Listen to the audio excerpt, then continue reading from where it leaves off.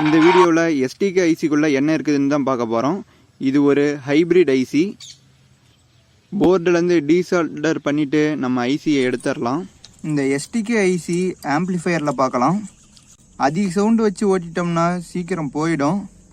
ஏதோ ஒரு சைடு இந்த ஸ்டீரியோவில் லெஃப்ட்டு ரைட்டு ரெண்டில் ஏதோ ஒரு சைடு வேலை செய்யாமல் போயிடும்.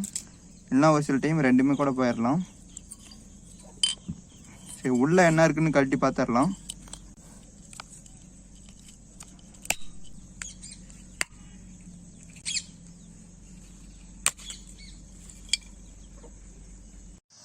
ஐசியில் பொதுவாக ரெண்டு வகை இருக்குது. ஒன்று மோனோலித்திக் ஐசி, இன்னொன்று ஹைப்ரிட் ஐசி. மோனோலித்திக் ஐசிங்கிறது ஒரு சிங்கிள் சிலிக்கான் வேஃபரில் இல்லைனா ஏதாவது ஒரு செமிகண்டக்டர் வேஃபரில் பல வகையான டிரான்சிஸ்டர், டயோடு, ரெசிஸ்டர் அது எல்லாத்தையுமே ஒரே ஒரு வேஃபர்லேயே தயாரிச்சிருப்பாங்க. இது ஒரு மோனோலித்திக் ஐசி. பொதுவாக மோனோலித்திக் ஐசியை தான் நம்ம ஐசின்னே சொல்லுவோம். ஹைப்ரிட் ஐசினா பல வகையான சிலிக்கான் வேஃபரை யூஸ் பண்ணியிருப்பாங்க. அதாவது இதில் இருக்கிற ஒவ்வொரு சின்ன சின்ன டிரான்சிஸ்டர், ரெசிஸ்டர், டயோடு எல்லாமே தனித்தனி சிலிக்கான் வேஃபர் தான். எல்லாத்தையும் ஒரு சின்ன பிரிண்டட் சர்க்கியூட் போர்ட் PCBயில் வச்சு ரெடி பண்ணியிருப்பாங்க. இதுதான் நம்ம ஹைப்ரிட் ஐசின்னு சொல்லுவோம். மோனோலித்திக் ஐசி சைஸில் ரொம்ப சின்னதாக இருக்கும். அது மட்டும் இல்லாமல் அதோட ஸ்பீடும் அதிகமாக இருக்கும். அதே ஹைப்ரிட் ஐசி சைஸில் கொஞ்சம் பெருசாக இருக்கும். அதோட ஸ்பீடு கம்மியாக தான் இருக்கும். இது ஆடியோ ஆம்ப்ளிஃபையரில் அதிகமாக பயன்படுத்துகிறாங்க. சர்க்கியூட் டிசைனை குறைக்கிறதுக்காக தான். ஒரு ஆம்ப்ளிஃபையர் ரெடி பண்ணுறதை ஈஸியாக்கிறதுக்காக தான் இந்த ஐசி கொண்டு வந்திருக்கிறாங்க. ஏன்னா இதுலேயே முக்கால்வாசி சர்க்கியூட் வந்துடும். நம்ம வெளியே கொஞ்சம் பொருள் போட்டே ஒரு ஆம்ப்ளிஃபையர் ரெடி பண்ணிடலாம். அதே தனித்தனி டிரான்சிஸ்டர் வச்சு பண்ணோம்னா அதில் ஃபால்ட்டு கண்டுபிடிக்கிறது ரொம்ப கஷ்டமாக இருக்கும். அதே இதில் ரிப்பேர் ஆயிடுச்சுன்னா ஈஸியாக ரெடி பண்ணிடலாம். அது எப்படின்னா தூக்கி போட்டு வேறு ஒன்று மாற்றிட வேண்டியதான். ஐசியை கழட்டி பார்க்கலாம். இப்படி ஈஸியாகவே கழட்டிடலாம். ஆனால் அப்படி கழட்டும் போது பின்னு கட் ஆயிடுது. வேறு மெத்தடில் தான் நீங்கள் ட்ரை பண்ணணும் சேஃபாக ரிமூவ் பண்ணணும்னா. இதுலேயும் 4 பவர் டிரான்சிஸ்டர் கொடுத்துருக்குறாங்க. மற்றபடி சின்ன சின்ன டிரான்சிஸ்டர், ரெசிஸ்டர், கெப்பாசிட்டர் எல்லாமே இருக்குது. இந்த PCBயை அலுமினியம் பிளாக்கில் ரெடி பண்ணியிருக்கிறாங்க. அதனால் ஹீட்டை நல்லா வெளித்தள்ளும். STK ஐசி 1990லேருந்து இருந்துட்டு வருது. இந்த STK ஐசியோட ஒரிஜினல் மேனுஃபேக்சரர் சானியோங்கிற கம்பெனி தான். இது 2010லேயே அதோட செமிகண்டக்டர் தயாரிக்கிற ஆப்ரேஷன்லாம் ஆன் செமிகண்டக்டர் அப்படிங்கிற நிறுவனத்துக்கு வித்துட்டாங்க. அப்போலேருந்தே ஒரிஜினல் ஐசிலாம் வரதில்லை. எல்லாம் சைனா பீஸ் தான். ஒரிஜினல் ஐசி இந்த மாதிரி தான் இருக்கும் எல்லாமே. பாருங்கள், இதோட பேஸு, எமிட்டர், கலெக்டர் பின்ன பார்த்தீங்கன்னாவே தெரியும். கலெக்டருங்கிறது அந்த பேஸ் மெட்டல் அடியில் இருக்கிறது. இதில் இருக்கிற எல்லா டிரான்சிஸ்டர் எல்லாமே தனித்தனி சிலிக்கான் சிப்பு. பார்க்கும்போதே பார்க்கறதுக்கு அழகாக இருக்கும். ஒரிஜினல் ஐசியோட ரேட்டு 1000 ரூபாய்க்கு பக்கமாக வரும். ஆனால் இப்போ வர சைனா பீஸ் ஐசிலாம் 400 ரூபாயிலே கிடைக்கும். இந்த ஐசியில் இந்த டிரான்சிஸ்டர் ரெண்டுமே போயிருக்குது. பார்த்தீங்கன்னா தெரியும், ஷார்ட்டாக இருக்குது. மீதி 2 டிரான்சிஸ்டரும் நல்லா இருக்குது. இப்போ வர STK ஐசியெல்லாம் மேலே ஒரு கோட்டிங் மாதிரி கொடுத்துருக்குறாங்க. அதை ரிமூவ் பண்ணிட்டு உள்ள டிரான்சிஸ்டர் எப்படி இருக்குதுன்னு பார்க்கலாம். பாருங்கள், கத்தி வச்சு பொறுமையாக ரிமூவ் பண்ணுங்கள். இல்லைனா கையை கூட யூஸ் பண்ணி நீங்கள் ரிமூவ் பண்ணிங்கன்னா சேஃபாக ரிமூவ் பண்ணிடலாம். டிரான்சிஸ்டருக்குள்ளே இந்த மாதிரி தான் இருக்குது. இதில் ஏதோ ஒரு 2 டிரான்சிஸ்டர் போயிருக்கலாம்.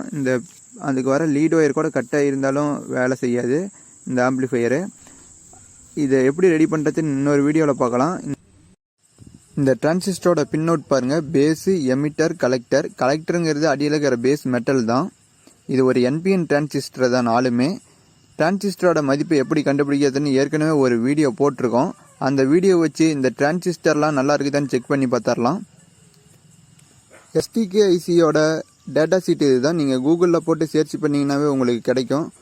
பாருங்கள், இதோட பின் அவுட்டு உள்ளே என்னென்ன மாதிரி டயோடு, டிரான்சிஸ்டர்லாம் கனெக்ஷனில் இருக்குது அப்படின்னு பார்த்தா தெரியும். இதை வச்சு நீங்கள் உங்கள் STK ஐசி போயிருந்துச்சுனாலும் பார்த்து ரெடி பண்ணிக்கலாம். டிரான்சிஸ்டர் நல்லா இருக்குதான்னு செக் பண்ணுறதுக்கு மல்டிமீட்டரை டயோடு செட்டிங்கில் வச்சுக்கோங்க.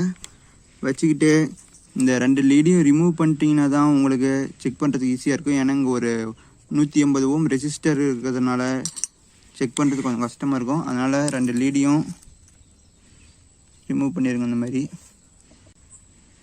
பாருங்கள், 0 ஷார்ட் காட்டுது. இந்த டிரான்சிஸ்டர் போயிடுச்சு.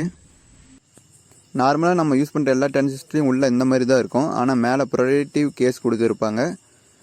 ஆனால் இந்த STK ஐசிக்குள்ளே இருக்கிற டிரான்சிஸ்டரில் அந்த மாதிரி கொடுக்கல. பார்க்குறதுக்கே அழகாக இருக்குது. இப்போ இந்த மாதிரி நடக்கிறதுனால சன்லைட்டு டைரெக்டாக இந்த டிரான்சிஸ்டர் மேலே படும். அதனால் அதுலேருந்து அது ஒரு சோலார் செல்லு மாதிரி செயல்படும். அதிலேருந்து நமக்கு வோல்டேஜ் கிடைக்கும். அது எப்படின்னு செக் பண்ணி பார்க்கலாம். மல்டிமீட்டரை வோல்டேஜ் செட்டிங்கில் வச்சுக்கிட்டு டிரான்சிஸ்டரோட பேஸு எமிட்டர் இல்லைனா கலெக்டர் ஏதோ 2 லீடில் வச்சோம்னா நமக்கு பாருங்கள் 0.3 வோல்ட் கிடைக்கிது. இது கொஞ்சம் டார்க்கான இடம், 0.3 வோல்ட்டு. சரி, இப்போ வெயிலில் போய் வச்சு பார்க்கலாம். இப்போ பாருங்கள் வெளிச்சம் நல்லா படுறதுனால நமக்கு 0.48 வோல்ட் கிடைக்கிது. இதுலேயும் பாருங்கள் 0.4 வோல்ட் கிடைக்கிது. நார்மலாக யூஸ் பண்ணுற டிரான்சிஸ்டர் டயோடெலாம் மேலே ப்ரொடெக்டிவ் கேஸ் கொடுத்துருக்கிறதுனால நம்ம வெயிலில் வலிச்சோம்னா நமக்கு வோல்டேஜ் கிடைக்காது. அதே மேலே கோட்டிங்கை ரிமூவ் பண்ணிட்டு காட்டினோம்னா நமக்கு வோல்டேஜ் கிடைக்கும். ஏன்னா சோலார் செல்லே ஒரு டயோடு டிரான்சிஸ்டர் மாதிரி தான், அதுலேயும் என்பி செமிகண்டக்டர் இருக்கும். அதனால தான் அதில் வோல்டேஜ் ப்ரொடியூஸ் ஆகுது. சோலார் செல்லுக்கும் டயோடுக்கும் என்ன தொடர்பு, அதை பற்றி இன்னொரு வீடியோவில் பார்க்கலாம். இந்த வீடியோவில் ஏதாவது டவுட்னா கமெண்ட் பண்ணுங்கள். எந்த மாதிரி வீடியோ போடலான்னு கமெண்ட் பண்ணுங்கள்.